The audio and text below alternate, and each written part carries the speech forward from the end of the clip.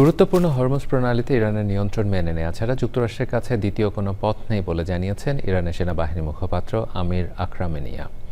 বৈশ্বিক বাণিজ্যের অন্যতম গুরুত্বপূর্ণ জলপথ হরমুজের নিয়ন্ত্রণ নিয়ে ওমানের সঙ্গে সমঝোতা চুক্তির দ্বারপ্রান্তে পৌঁছানোর কথা জানিয়েছেন ইরান।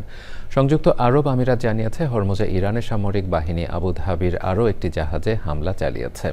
সব জল্পনা কল্পনার অবসান ঘটিয়ে প্রকাশ্যে এসেছেন ইরানের সর্বোচ্চ ধর্মীয় নেতা মোস্তফা খামেনি। আরও জানাচ্ছেন সুদীপ্তা মাহমুদ।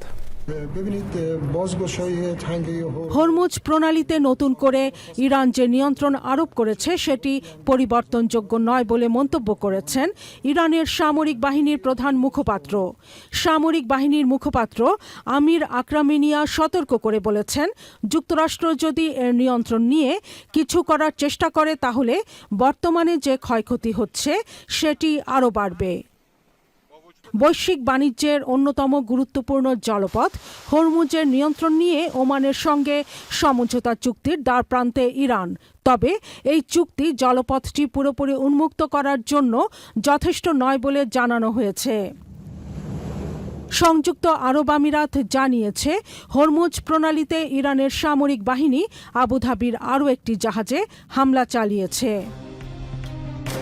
দীর্ঘ জল্পনা কল্পনার পর জনসম্মুখে দেখা গেছে ইরানের সর্বোচ্চ নেতা মোস্তফা খামেনিকে। দেশটির আধা সরকারি সংবাদ সংস্থা মেহের নিউজ এজেন্সি টেলিগ্রামে মোস্তফা খামেনির 15 সেকেন্ডের একটি ভিডিও প্রকাশ করেছে।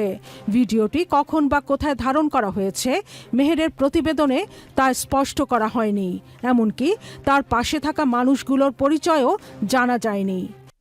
মধ্যপ্রাচ্যে তীব্র উত্তেজনা ও সংঘাতের মধ্যেই একটি যৌথ প্রতিরক্ষা চুক্তিতে সই করেছে সৌদি আরব, পাকিস্তান ও তুরস্ক।